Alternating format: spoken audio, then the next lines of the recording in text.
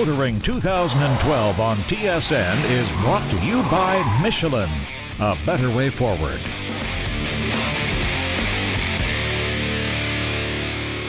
Detroit, Michigan, Motor City, or at least it once was, but you know, it's still home to what we consider the big daddy of auto shows. Over the next few weeks, we're going to show you some of the highlights of the Detroit Auto Show, but as motoring is about to head into its 25th season, we thought, hey, let's move our annual Car of the Year show out of the studio and host the program here at Cobo Hall, which is where the past, present, and future is being displayed to over 5,000 auto journalists from over 40 countries.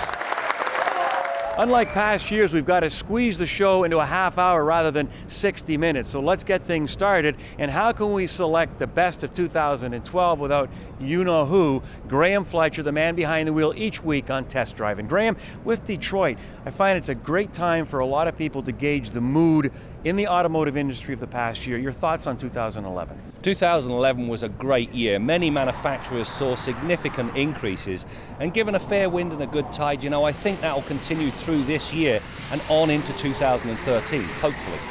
So without further ado, let's kick things off with best new small car under $21,000. In the past, the Hyundai Accent was not at the top of anyone's wish list other than for its price. That all changes. The latest car earns better looks, a much sweeter powertrain, and its price to sell. The fact it drives as nicely as it looks solidifies its appeal. Mentioned Kia a few years ago and many would laugh. That is all changing quickly and simply because of cars like the new Rio. Offered in both sedan and hatchback models, it's as good as any small car on the market. More importantly, it can be ordered with as much or as little as the customer wants. Many knocked Honda for not pushing the stylistic envelope further when it released the latest Civic.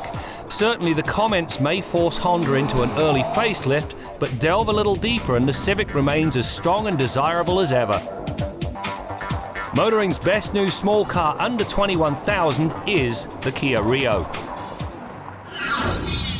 Now, you know, our nominees for small car really reflect the trend in the industry today when we've got two Korean companies with Hyundai, of course, and Kia. But I got a question which some people may be asking. The Accent and the Rio, same platform, but maybe not same car. No, definitely not the same car. If you're in the market for a small car under $21,000, take a look at the two, you drive them back to back, you're going to walk away with the keys to the Rio 5. This is true. All right, let's check out our nominees now for small car over $21,000. Having earned its way as a truck maker, Ford finally got off its corporate duff and began delivering the cars it so desperately needed. The first was the Fiesta, now comes the Focus. Its perky nature, flexibility and European feel makes it a very strong contender. Hyundai has morphed from a purveyor of cheap cars into the maker of darn good automobiles. Nowhere is this more aptly demonstrated than the Elantra.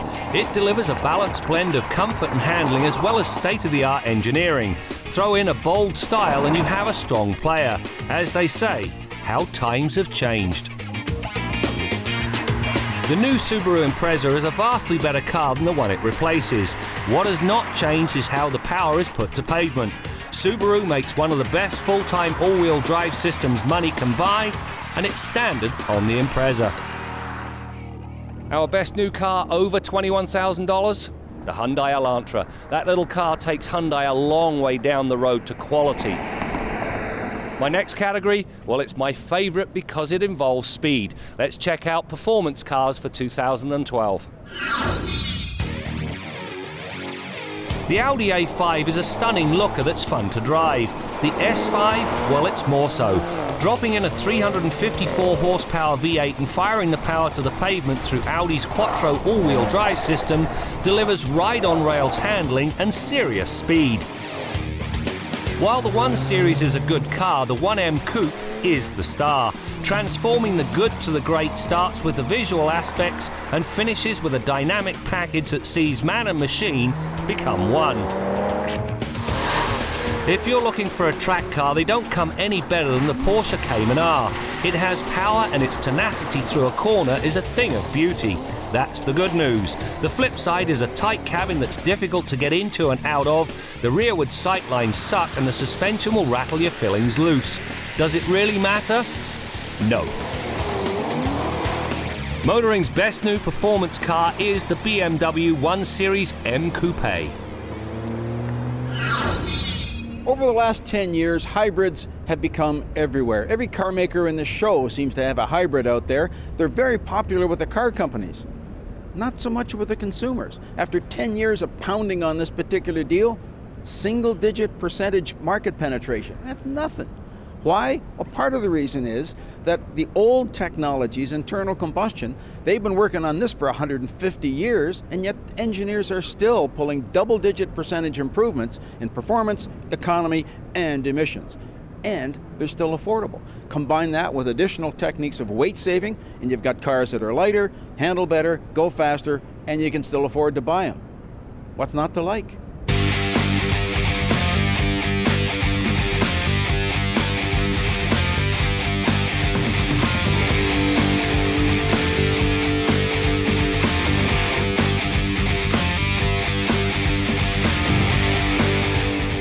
Motoring's Car of the Year show will continue right after this, so make sure you stay with us.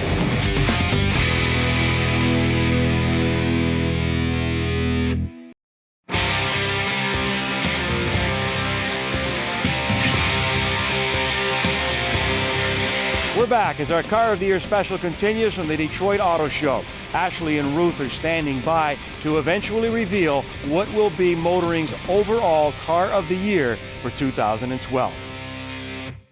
The largest categories always involve cars that are used to ferry the family around.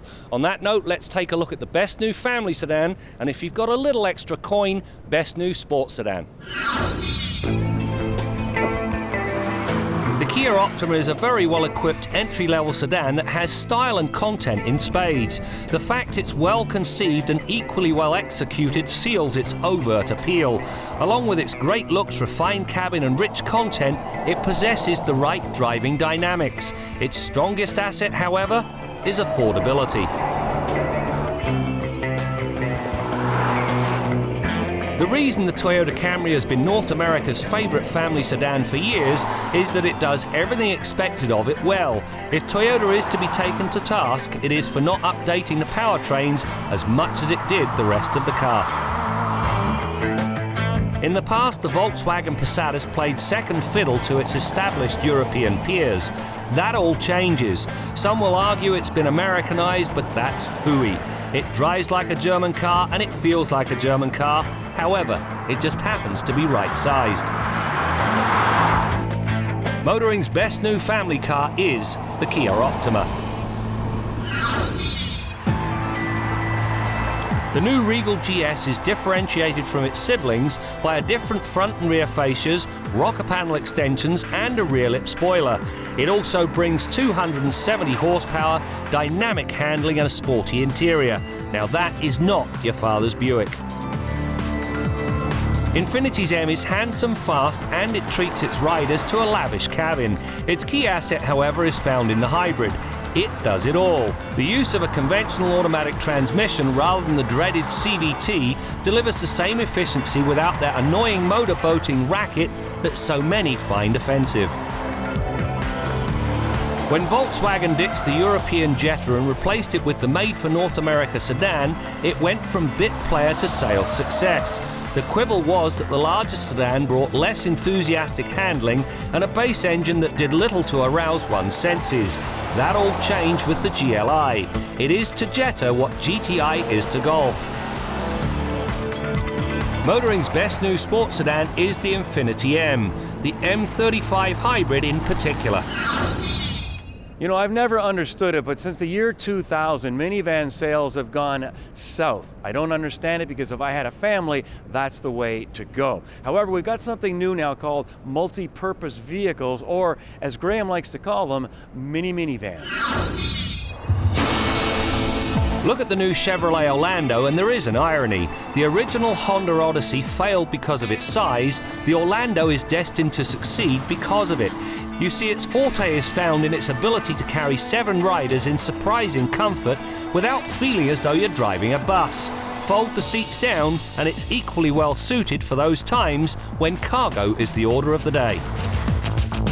Having a large family can be a mixed blessing. The warmth and company of children is a special thing for any father. However, when it was time to take the family out, there were few vehicles capable of carrying 6 in comfort.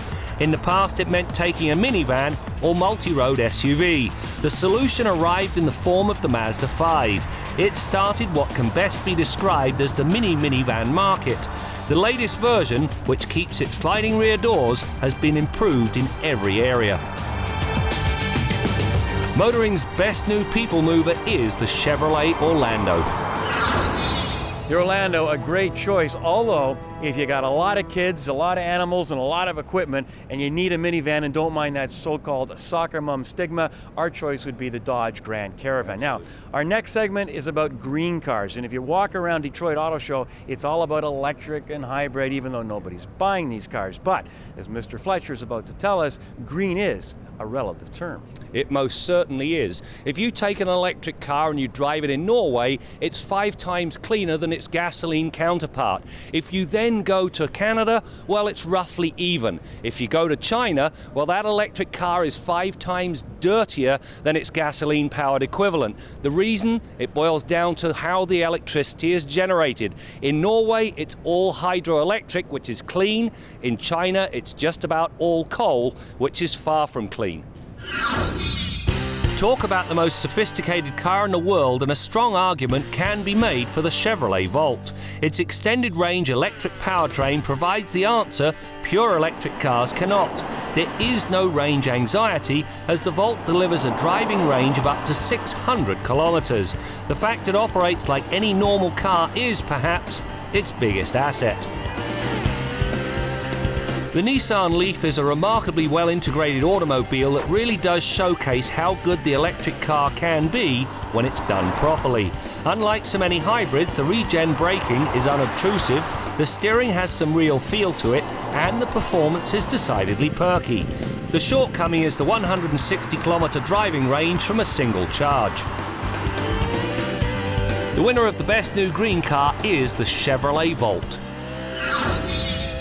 You know, we've been a little worried about Honda for the past few years. All their new models are competent, but they're just not very exciting. They just kind of lost that spark that Honda used to have.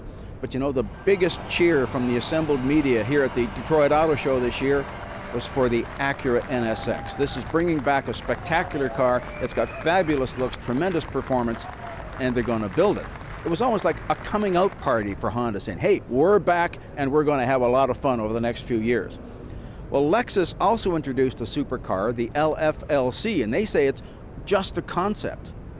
Yeah, but Honda's going to build the NSX, Lexus. You don't have any choice. So, who's the best in class for 2012? You'll soon find out, so stay with us.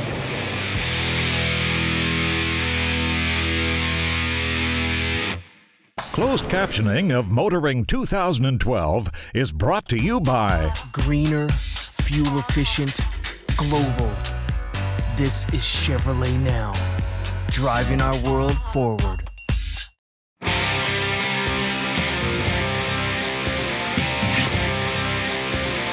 We're back at Cobo Hall, home to the Detroit Auto Show, as Motoring's Car of the Year special continues.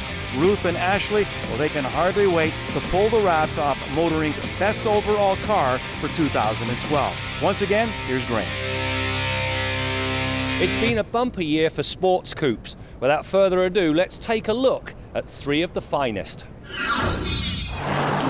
With the mainstream market reaching saturation point, more manufacturers are turning to niche products to bolster the bottom line. The latest is the Hyundai Veloster. To say its style attracts attention is an understatement. It's also different because it has but one rear door on the right side. Sadly, in base form, it lacks the performance it needs to back up its looks. If you're in search of a practical set of wheels, don't bother with the Mini Coupe. However, if you want a mode of expression, this car is right up your alley. That, however, is not its most endearing trait. It transforms the most mundane drive into one to relish, and simply because of its fun factor. The Volkswagen Beetle is another of those out there cars. While the new bears a strong resemblance to the old, that is where the similarities end. To begin with, it's much more macho than it was before. Say goodbye to the flower vase. Thank you. Likewise, the powertrains are more powerful, the interior is cleaner, and the handling is better. It all adds up to a much better people's car. Motoring's best new sports coupe is the Mini Coupe. I picked the Mini Coupe for one very simple reason. It is as much fun to drive as you can possibly have wearing loafers. And I know you like the Slowster. I like the Mini Coupe, and of course the Slowster is the Veloster. Took a lot of heat because it's got about 138 horsepower, but it's aimed at the Y generation. Lots of content, not aimed at us old guys. However, as we saw here at the Detroit Auto Show, they've thrown a turbo into the Veloster. We're now talking over 200 horsepower. So there you go. All right, our next nominees are for luxury car and prestige. And Graham, what's the difference? Quite simply, luxury is expensive, prestige, very expensive. The Acura TL style was controversial because of its so-called beak. The revised front-end style tones down the look without deserting the corporate identity. The better news is that the TL loses nothing in terms of its ability to wow the driver. It has power, a very accommodating interior, and Acura's fabulous super handling all-wheel drive system. Once rather stodgy, the A6 now has the right proportions and an eye-catching style that says sophisticated. Dynamically, the A6 is as delightful as the suspension strikes a near-perfect balance between ride and handling. Audi's famed Quattro all-wheel drive system then ices the cake. The Baby Benz did not get off to the best start in life when it was introduced as the 190. Since then, it has grown with each new model. The latest model arrives with a fresh face, a swanky interior, better powertrain combinations, and as a result, much better fuel efficiency. It also spans a broad range, being offered in both coupe and sedan variants. Motoring's best new luxury car is the Mercedes-Benz C-Class. Delightful. That sums up the A7 in a word. It has a cabin that's the epitome of sophisticated comfort and the sort of ride demanded of a large, luxurious car. However, head out of town, ramp up the tone of the drive and look out. It carves a corner in a remarkably proficient manner. The big BMW 6 Series is offered as both a tin top and a cabriolet. In either guise, it is a formidable sports car that actively urges the driver to take liberties. It's not any single facet that makes this car, it's the manner in which it all comes together. The fact it arrives with one of the sweetest engines only adds to its appeal. When the Mercedes-Benz CLS debuted, it did so as one of the first so-called coupe sedans. The object of the exercise was to produce a four-door car with the rakish roofline and sporty profile of a two-door coupe, and there is surprisingly little compromise to the design. The top of the range? Well, it's anchored by the CLS 63 AMG. In a landslide, the best new prestige car is the Audi A7.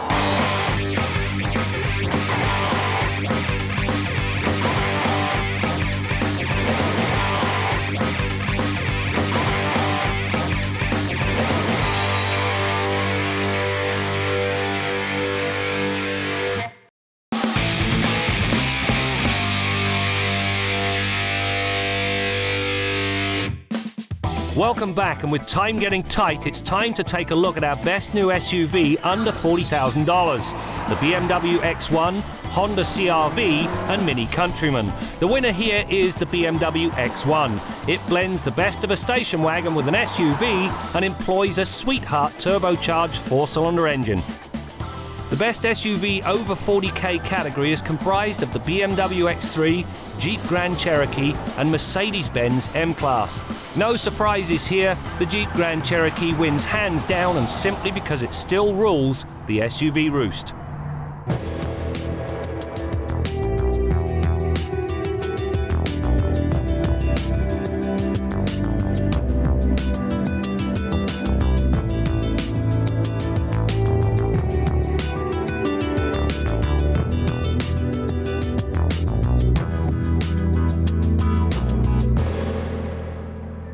Okay, we've now reached that point in the program when Ruth and Ashley will reveal Motoring's top overall vehicle for 2012. Now, Graham is standing by to make that announcement, but as tradition dictates, Jim Kenzie would first like to tell us what he believes should be our Car of the Year. Now, regular viewers know that Brad and Graham pretty much always get the Car of the Year wrong. The Saturn Astra? I rest my case. But this year, even they probably can't go too far wrong because there really only are two serious contenders, and they're both very good cars. Both come from the same country, and they're from different divisions of the same company. Now, the Kia Optima is a spectacular looking car, very nice car to drive. But I'm going where the Canadian consumer goes. This is a Canadian TV show, and the biggest passenger car segment in our country is compact sedans. There's a new entry here that brings a level of style unheard of in this particular segment, tremendous features, and great value as always. So my Car of the Year for 2012, the Hyundai Elantra. Right country, wrong car company, Jim. I did like the Elantra, and it can stand on its own considerable merits, and it did win its own category. However, Motoring's Car of the Year for 2012 is the Kia Optima. So why the Kia Optima? Very simply, it can be all things to all potential customers. There is the regular sedan, the Go Faster model with its 274 turbocharged horsepower, and there's a hybrid for those looking to do their bit for the planet. Well, congratulations to all our winners and our nominees. And you know, it's true, with so many manufacturers and models to choose from, it can be confusing, even overwhelming for consumers. But on the bright side, we have more choice now than we've ever had before. So if you do your homework, watch Motoring. There's no reason why you can't pick the vehicle of your choice. Now, before we go, if you've missed any part of this program and any previous program, check us out at motoringtv.com. And if you've got any questions about vehicles, suggestions about this show, check us out on Facebook. In fact, join us on Facebook for the total motoring experience. That's it for now. We'll see you next time out as we continue to bring you more stories about cars and the people who drive them. A little noisy, especially out on the highway, especially if you want to pass.